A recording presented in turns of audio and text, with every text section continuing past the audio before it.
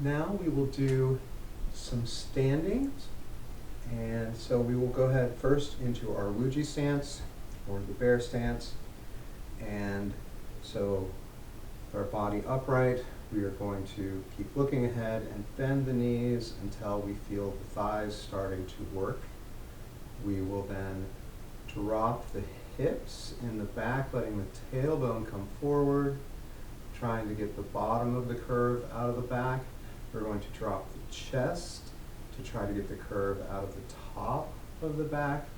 And we're going to reach back with the back of the neck a little and let the occiput, the knob at the top of the back of the skull here, to raise up just about 1/4 of an inch. That's going to give us a 30-degree or so angle downward. Our arms are relaxed at the shoulder. They are curved. There's about a fist distance at the elbow, and our shoulders are turned enough that this part of the hand is resting lightly against the outer thighs.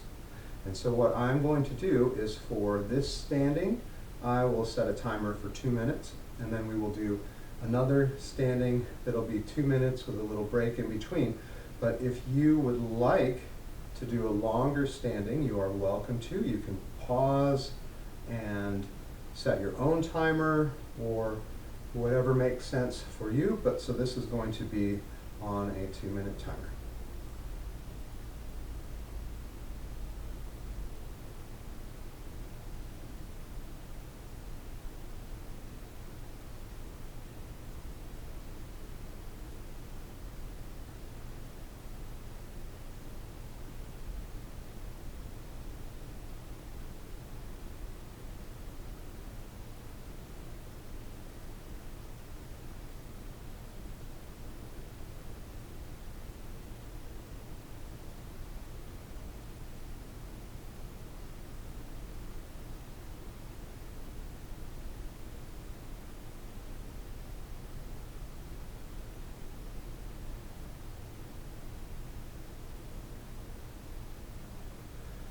Part of the feeling we are trying to get in our standing is similar to when we do stretching with our hands reaching up towards the sky and lengthening the whole body, and then we let the hands stay where they are and allow the body to relax and sink away from the hands.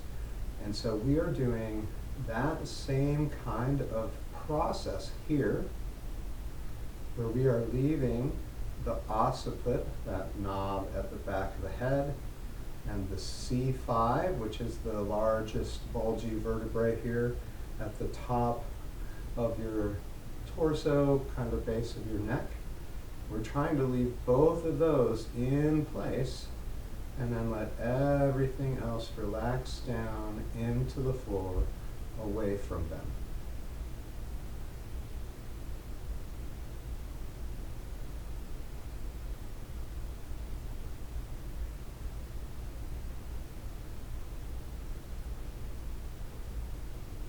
So again, that could mean that I'm going to relax my feet, and then my ankles, and then my calves, and knees, and thighs, and hips, and torso, like abdomen, lower waist, middle waist and back, upper waist and back, and my neck.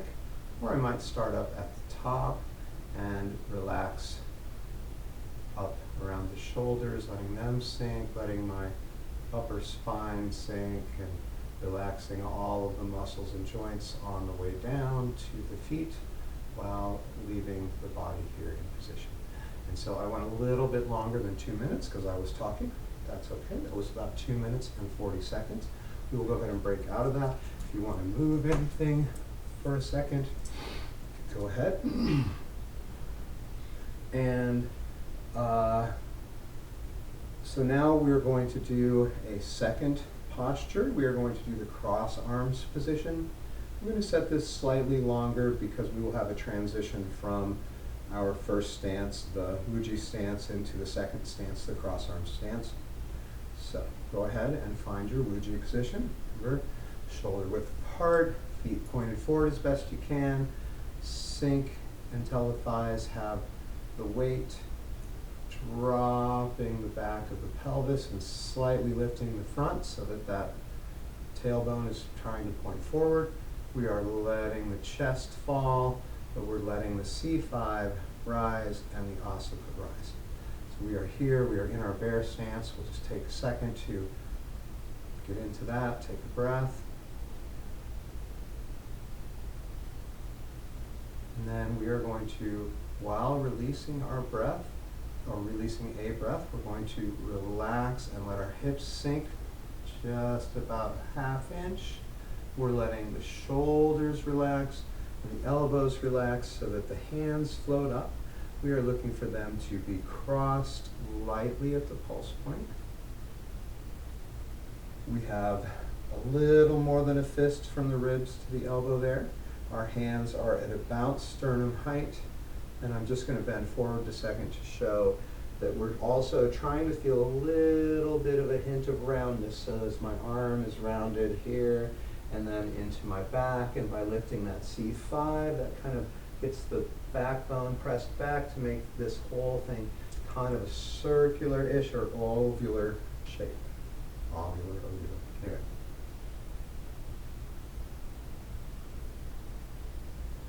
The process is the same.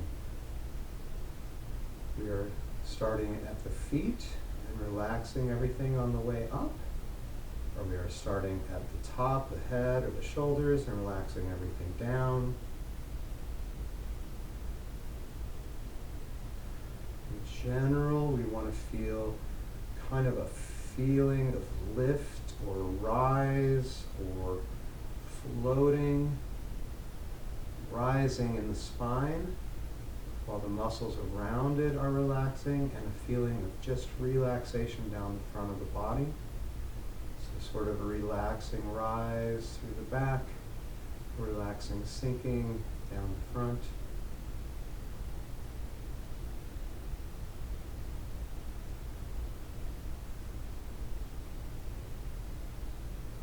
And we can go ahead and break, and we'll move around. And if you have wanted to do this at a longer length, greater length, you may have paused this. So anyway, those are two standings. We will now stretch a little bit, and then we'll move into doing some loosening. So we're going to stretch our hamstrings. I'm going to put my heel down and keep my legs straight. The same side hand is pressing downward gently on that knee, and I'm reaching towards or past the toes.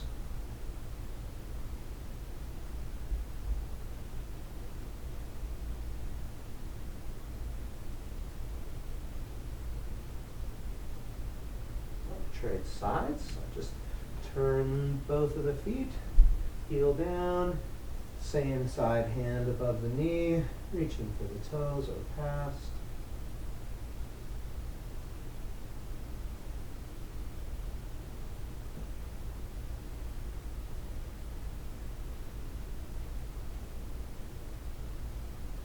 And we're going to point our feet slightly out. We're in much greater than our shoulder width stance. Our hands are above the knees, and we're going to dip one shoulder and look the other direction, pressing backwards on the legs. We will dip the other shoulder and look the other direction. And we will sink into the hips a little bit and just pressure on both legs to open the inner thighs there a little. We might just shift back and forth a little bit, and then we'll work our way out of that position and come back up. Awesome. So we did some standing. Next we will move into some loosening exercises.